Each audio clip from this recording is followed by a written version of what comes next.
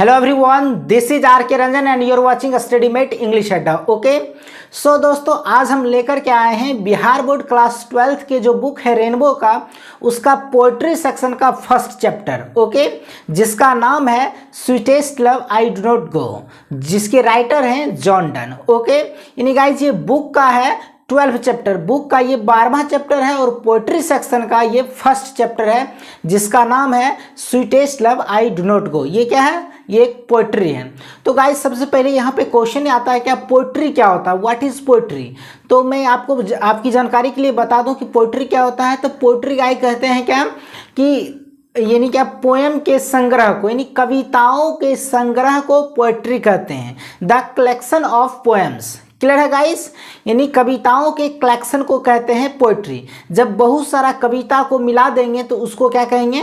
Poetry कहेंगे। Okay, चलिए यहाँ तक तो क्लियर हो गया। जैसा कि आपको बोर्ड पे भी लिखा हुआ दिख रहा होगा, क्या है चैप्टर का नाम? Sweetest love I do not गो। इसका मतलब हुआ कि मेरी प्यारी महबूबा मैं नहीं जाता हूँ, या फिर मेरी प्यारी महबूबा मैं नहीं जा रहा हूँ। ओके, यानी जॉन डन है। तो इसका क्या स्टोरी है, ये क्या इस कविता के माध्यम से जॉन डन साहब अपनी फीलिंग्स को अपने प्रेमिका के प्रति कैसे दर्शाए हैं इस चैप्टर में, उसी को सीखते हैं। ओके, तो चलेगा इस बिना देरी के सेशन की शुरुआत करते हैं। So let's get started।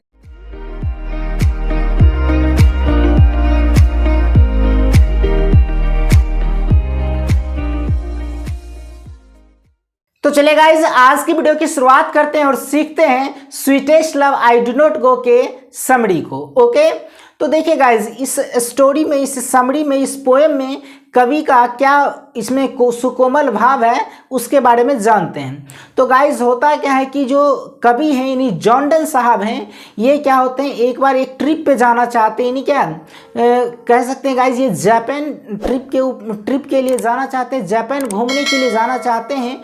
तो उस दरमियान इनकी जो विलव्ड होती है, प्रेमिका होती है, महबूबा होती है, वो कहती है कि आप मुझे छोड़ के नहीं जाइए क्योंकि मैं आपसे बहुत ज़्यादा मोहब्बत करती हूँ। ओके, इस तरह से वो बोलती हैं। तब गाइज ये क्या होते हैं, तब उसी टाइम ये कहते हैं, क्योंकि ये भी क्या जॉन डन साहब जो हैं वो भी अपनी महबूबा से, बिलव्ड से काफ़ी ज़्यादा प्यार करते हैं, मोहब्बत करते हैं। तब उसी समय वो उनकी जो बिलव्ड होती है वो थोड़ा सा क्या होते हैं, इमोशनल हो जाती है, भावुक हो जाती है। तब उनके फीलिंग्स को देख करके ये जो, चूँकि ये भी मोहब्बत करते हैं एक दूसरे से ज़्यादा, तो उसी टाइम क्या जो जॉन डन साहब वो कहते हैं कि sweetest love I do not गो, यानी मेरी प्यारी महबूबा मैं नहीं जा रहा हूँ, मैं नहीं जाता हूँ। ओके, जब उनकी वाइफ क्या यानी उनकी जो विलव्ड है वो जब भावुक हो जाती है, क्लियर है। क्योंकि गाइस क्या होता है, जब वो अपनी विलव्ड को बताते हैं कि मुझे जापान के लिए टिकट मिल गया, अब मैं आप जापान जा रहा हूँ घूमने के लिए, फिर कुछ दिन में वापस चले आएंगे। तब इन बातों को सुनने के बाद उसकी वाइफ क्या बोलती है, जैसा कि आपको यहाँ पे देखिए।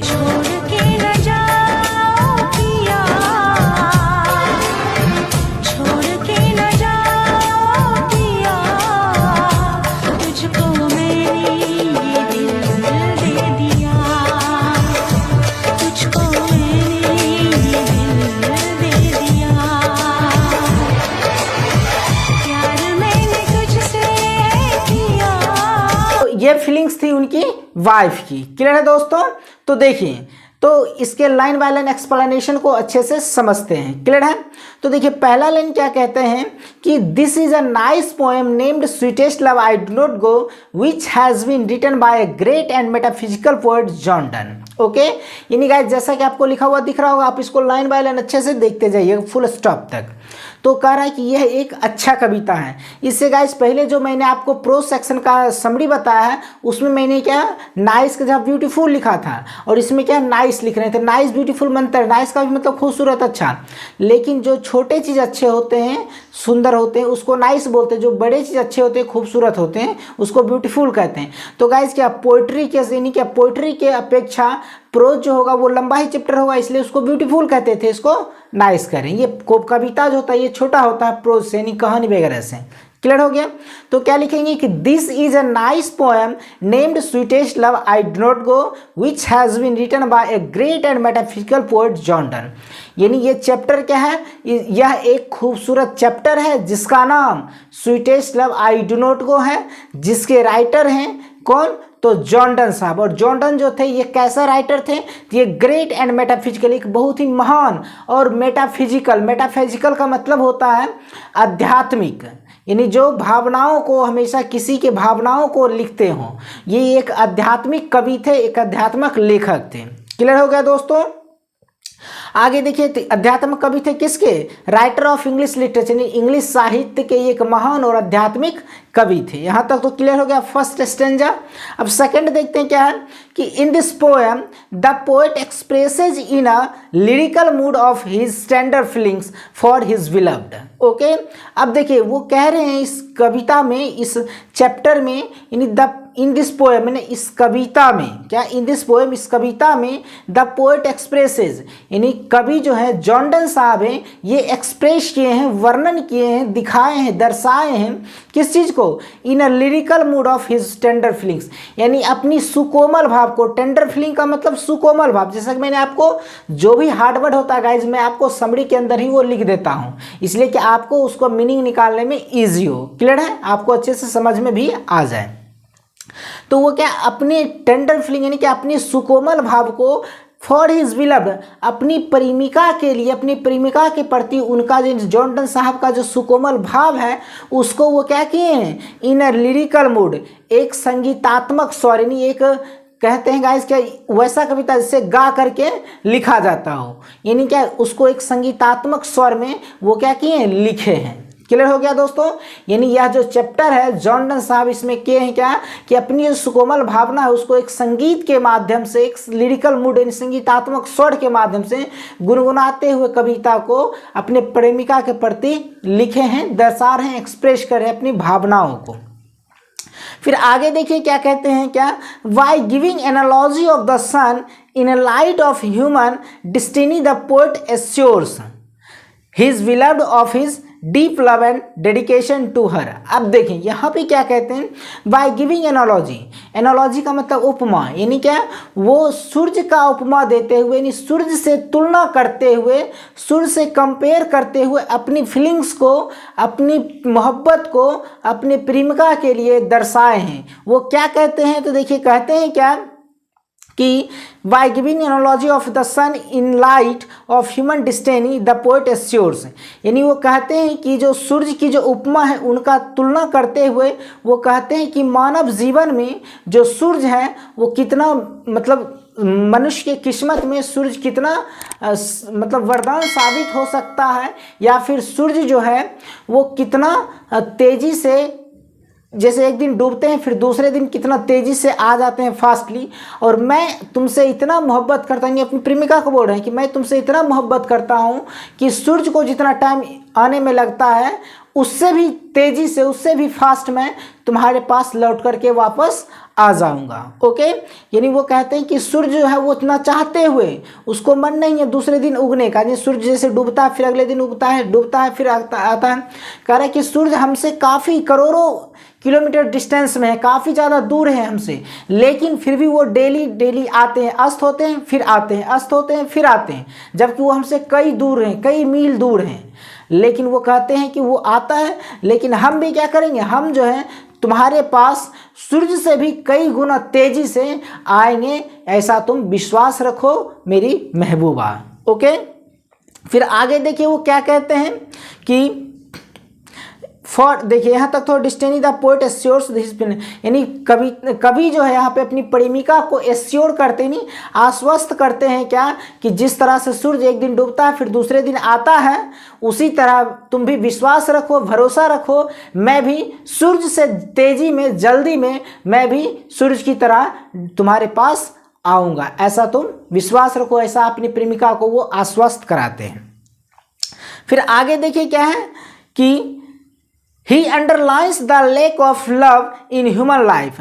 अब यहाँ पे वो क्या करते हैं, रेखांकित करते हैं, अंडरलाइन करते हैं किस चीज़ को, तो लेक ऑफ लव, यानी प्यार की कमियों को इन ह्यूमन लाइफ, यानी मनुष्य की ज़िंदगी में जो प्यार की कमी होता है उसको भी यहाँ पे वो अंडरलाइन करके बताते हैं। यानी वो कहते हैं कि मनुष्य की जो ज़िंदगी है वो कुछ दिनों की ही ज़िंदगी है, इसे एक दूसरे से मोहब्बत करके रहना चाहिए, सभी को एक दूसरे से प्यार करके रहना चाहिए, और एक प्यार से ही लोग लोगों को क्या होना चाहिए, इस दुनिया से जाना चाहिए। कहने का उनका ये मतलब है कि 4 दिन की चांदनी है, आप इसे क्या बिल्कुल इंजॉय के साथ जिए, एक दूसरे से प्यार करें, मोहब्बत करें। अगर आपके प्रति किसी का प्यार है, आपके ऊपर किसी का क्रश है, तो आप भी उसके प्रति अपनी प्यार को इजहार करें और अपना प्यार उनके प्यार से जोड़ करके देखें, और जैसी उनकी फीलिंग्स है, उनका जो टेंडर फीलिंग्स है, सुकोमल भाव है, उसको समझें और उसके प्रति अपनी प्यार को भी उनके काबिल दें। ओके, ऐसा वो कह रहे हैं।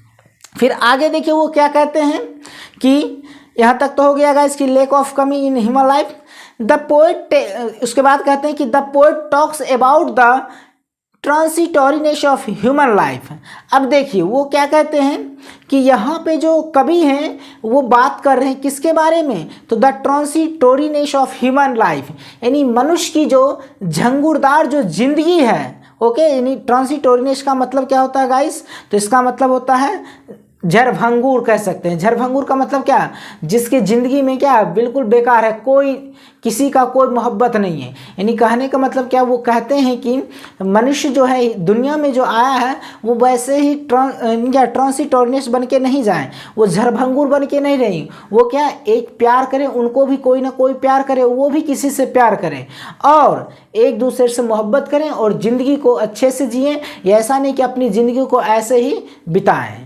ओके, ऐसा वो कह रहे हैं। कहने का मतलब गाइस ये जो पोएम है, ये पोएम ही एक तरह से आप कह सकते हैं कि लव पोएम है। ओके, नहीं लव यानी प्यार के बारे में, अपनी प्यार को, फीलिंग्स को वो लिख रहे हैं यहाँ पे। यानी एक दूसरे अपनी बिलव्ड के प्रति उनका प्यार क्या है, उनकी बिलव्ड का उनके प्रति प्यार क्या है, कितना है, वो इस चैप्टर में वो लिखे हैं एक गीत के माध्यम, संगीत के माध्यम से गुनगुनाते हुए ये कविता। ओके, आगे फिर वो क्या कहते हैं, एंड सर्टेनली ऑफ डेथ। वो कह रहे हैं कि आदमी को झरभंगूर होकर के नहीं जीना चाहिए, उन्हें अपनी लाइफ में मोहब्बत करना चाहिए, क्योंकि इस जिंदगी में जो मौत है वो क्या है, निश्चित है, श्योर है। एक ना एक दिन सभी को क्या करना है, मरना है। एक्चुअली गाइज होता है क्या, मैं आपको इस पोएम का मोटा मोटी स्टोरी बता देता हूँ। होता क्या है कि जो पोएट होते हैं जॉर्डन साहब, वो क्या जापान की ट्रिप पे जाना चाहते हैं। तो जब वो जाते हैं अपनी वाइफ को बताते हैं कि मैं जापान ट्रिप पे जा रहा हूँ, तब जाके उसकी महबूबा इस बात को सुन करके वो दुखी हो जाती है, सैड हो जाती है, क्योंकि वो उसको कभी भी उससे अलग नहीं होना चाहती, वो जुदा नहीं होना चाहती हैं। और ऐसा कभी जो है जॉर्डन साहब इसलिए करते, वो जानबूझ के ऐसा करते हैं। वो कहते हैं कि हम दोनों एक दूसरे से काफ़ी ज़्यादा मोहब्बत करते हैं और एक दिन ऐसा आएगा कि हमारी जो मृत्यु है वो निश्चित है, हम मर जाएंगे। तो जब हम मर जाएंगे तो उस समय तुम्हें काफ़ी ज़्यादा तकलीफ होगी, तुम बहुत रोओगी, ऐसा वो कह रहे हैं। तो कह रहे हैं कि मैं जीते जी मर करके देखना चाहता हूँ, जिससे कि मैं तुमसे दूर हो जाता हूँ कुछ दिनों के लिए, जिससे कि उस भावनाओं को देखते हैं कि तुम्हारे प्रति क्या है और तुम उस चीज़ को धीरे धीरे भुला दो, जिससे कि जिस दिन मैं असल में मर जाऊँगा उस दिन तुम्हें ज़्यादा तकलीफ नहीं हो। ओके, ऐसा वो कह रहे हैं। और कहते हैं कि हम भी तुमसे जुदा होकर के देखना चाहते हैं, कि अभी जिंदा में ही देखना चाहते हैं कि तुम्हें कितना तकलीफ होता है और हमें कितना तकलीफ होता है तुमसे अलग होने के बाद। ओके, वो ऐसा इसलिए कर रहे हैं, यानी क्या, वो मरने का एक प्रैक्टिस कर रहे हैं, दूर होने का एक प्रैक्टिस कर रहे हैं, नाटक कर रहे हैं, ड्रामा कर रहे हैं। ओके, और वो कहते हैं कि तुम चिंता मत करो, ऐसा नहीं कि हम वास्तव में जा रहे हैं, हम बहुत जल्द ही रिटर्न आ जाएंगे, तुम्हारे पास आ जाएंगे। ओके, ये इसका स्टोरी था।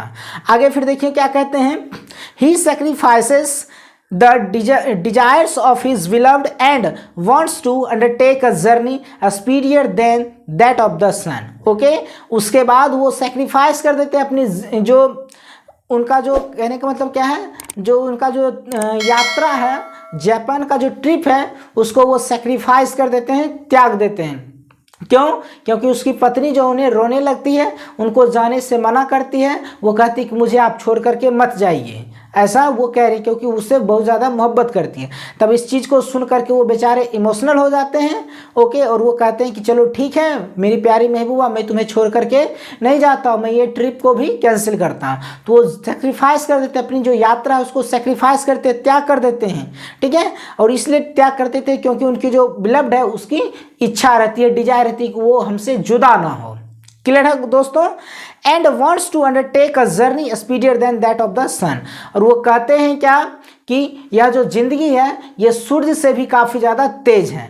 हम ऐसा मानो कि गए जापान और घूर करके चले आए। आत्मा गाइज ऐसा होता है क्या कि अभी आप सोए हुए हैं, आप London, America, France, Delhi, Bombay क्या होता है घूम लेते हैं नींद में ही। यानी आत्मा क्या इतना ज़्यादा फास्ट काम करता है, इतना ज़्यादा स्पीड जाता है कि वो जा करके तुरंत घूम के चला। सिर्फ माइंड दौड़ाए कि हम दिल्ली का लाल किला देख रहे हैं, ओके, फिर तुरंत चला। यानी क्या उतना तेजी में क्या सन भी नहीं जा सकता है, सन का लाइट भी नहीं, उतना तेजी आप चले गए। तो वही ये सन से कंपेयर करके करते हैं क्या कि सन जितना तेजी में डेली आता है उससे भी तेजी से मैं मानो ऐसा कि जापान से घूम करके चला आया हूँ और तुम्हारे लिए उस चीज़ को भी त्याग दिया और मैं तुम्हारे साथ ही हमेशा रहूँगा। ओके दोस्तों, ये इसका क्या था, स्टोरी था, ये इस पोएम का एक मीनिंग था। लास्ट में हम लोग लिख सकते हैं क्या, जैसा कि ऑलरेडी मैं सब पोएम में लिखता हूँ या फिर सारे समरीज में लिखता हूँ क्या, so this is a nice poem. इसलिए आप लास्ट में क्या लिख देंगे, so this is a nice poem, इसलिए यह एक अच्छा कविता है, पोएम है। क्लियर है दोस्तों?